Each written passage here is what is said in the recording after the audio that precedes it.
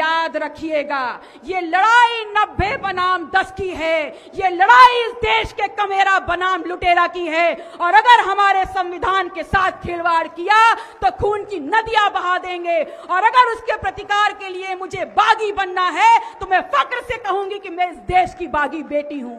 और आपसे ये कहना चाहूंगी कि जातिवार जनगणना नहीं होगी तो इस बार जनगणना नहीं होने देंगे। अगर आरक्षण से खिलवाड़ होगा तो विरोध हो जाएगा और मैं बागी बनकर मरना पसंद करूंगी। इस देश की महिलाओं को अधिकार देने वाला डॉक्टर BR अम्बेडकर, इस देश की राजनीति पलटने वाला डॉक्टर BR अम्बेडकर, इस देश में हर व्यक्ति को समानता का अधिकार देने वाला डॉक्टर BR अम्बेडकर, और ऐसे अपने संविधान के रचयिता के सामने बार बार सर झुका के शत शत नमन करती हूं।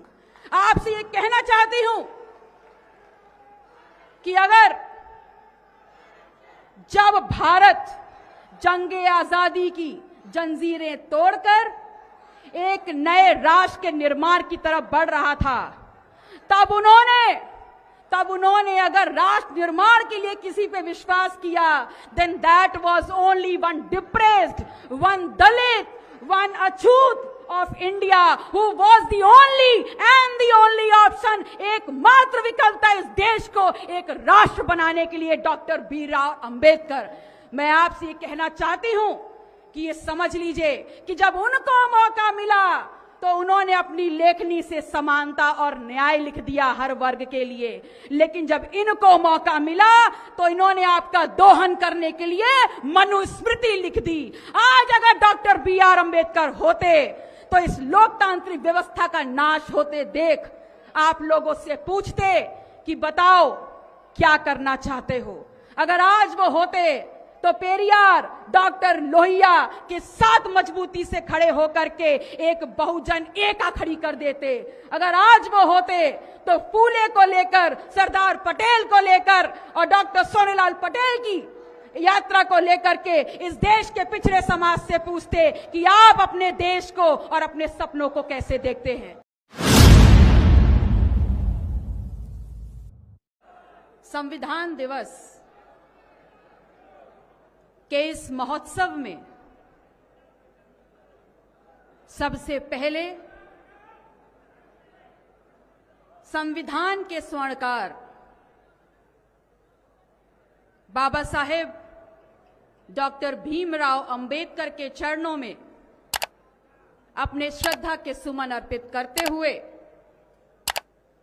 मंचासीन मुख्य अतिथि राष्ट्रीय अध्यक्ष समाजवादी पार्टी, पूर्व मुख्यमंत्री उत्तर प्रदेश आदरणीय Akhilesh Yadav ji, the legend himself, grandson of doctor BR Ambedkar, Prakash Rao Ambedkar ji, Bhimrao Yashwantrao Ambedkar ji, राष्ट्रीय अध्यक्ष सुहेल देव भारतीय समाज पार्टी, पूर्व कैबिनेट मंत्री उत्तर प्रदेश सरकार माननीय ओम प्रकाश राजभर जी, माननीय लालजी वर्मा जी, इसी के साथ ही साथ मंचासीन अपने तमाम गणमान्य अतिथियों का, लोकतंत्र के सबसे मजबूत स्तंभ अपने पत्रकार बंधुओं का, सुरक्षा में लगे सुरक्षा कर्मियों का, 72 आंदोलनकारी संगठनों के साथ साथ इस महोत्सव के मुख्य आयोजक परम आदरणीय बहन सावित्रीबाई फूले जी का आप सभी का तहे दिल से आभार व्यक्त करती हूं, हार्दिक अभिनंदन स्वागत करती हूं। 6 भाषाओं के ज्ञान के साथ, 26 डिग्रियों के साथ जब वो शख्स भारत अपने देश लौट कर आता है तो कभी कल्पना भी नहीं की थी कि सर छुपाने के लिए एक छत जाति छुपा कर मिलेगी। जब अफसर बनकर बैठा तो कभी कल्पना नहीं की थी कि वहां का चपरासी पीने के लिए पानी नहीं देगा और फाइल भी अधीनस्थ होकर के फेंक कर देगा।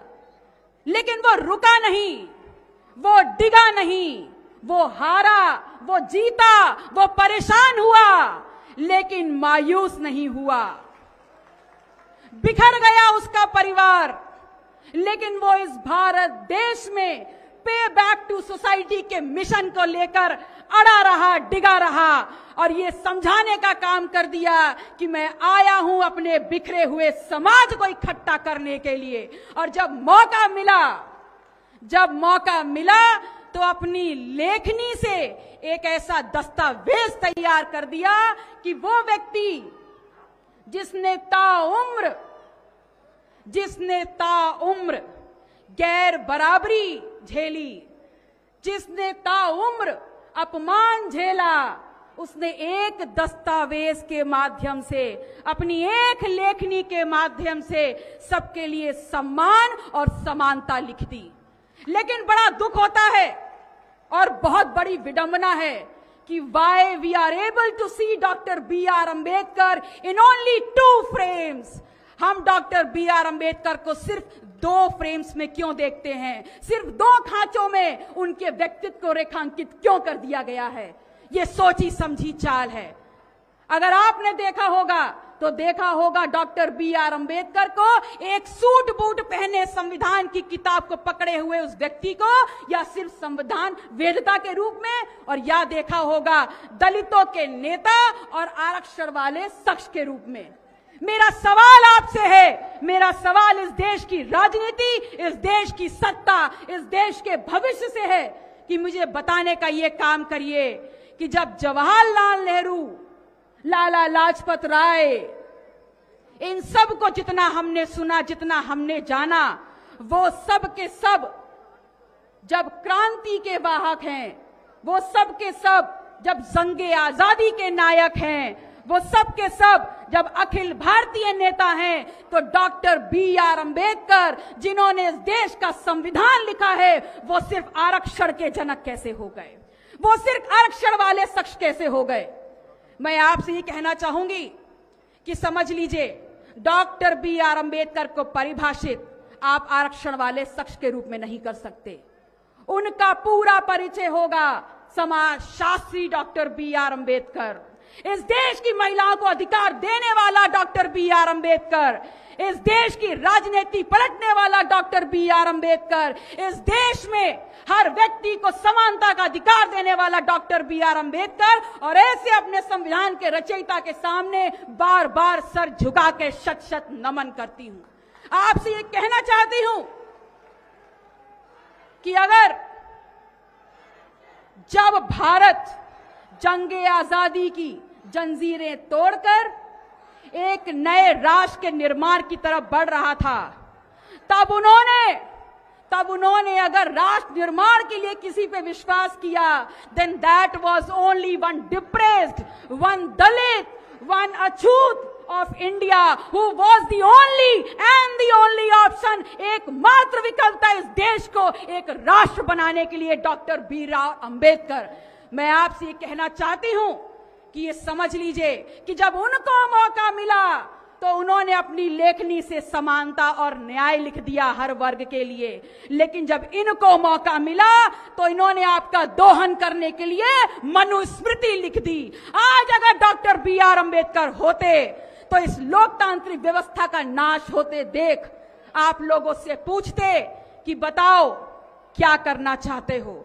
अगर आज वो होते तो पेरियार डॉक्टर लोहिया के साथ मजबूती से खड़े होकर के एक बहुजन एका खड़ी कर देते। अगर आज वो होते तो फूले को लेकर, सरदार पटेल को लेकर और डॉक्टर सोनेलाल पटेल की यात्रा को लेकर के इस देश के पिछड़े समाज से पूछते कि आप अपने देश को और अपने सपनों को कैसे देखते हैं। मैं आपसे अपनी बातों को समाप्त करते हुए सिर्फ इतना कहना चाहूंगी कि याद रखिएगा, ये लड़ाई 90 बनाम 10 की है। ये लड़ाई इस देश के कमेरा बनाम लुटेरा की है। और अगर हमारे संविधान के साथ खिलवाड़ किया तो खून की नदियां बहा देंगे। और अगर उसके प्रतिकार के लिए मुझे बागी बनना है तो मैं फक्र से कहूंगी कि मैं इस देश की बागी बेटी हूं। और आपसे ये कहना चाहूंगी कि जातिवार जनगणना नहीं होगी तो इस बार जनगणना नहीं होने देंगे। अगर आरक्षण से खिलवाड़ होगा तो विरोध हो जाएगा और मैं बागी बनकर मरना पसंद करूंगी। आप सभी आयोजक मंडल का, आप सभी लोगों का पुनः आभार व्यक्त करते हुए कि आप लोगों ने मुझे मौका दिया अपनी बात रखने का, अपनी वाणी को विराम देती हूं। जय भीम, जय संविधान।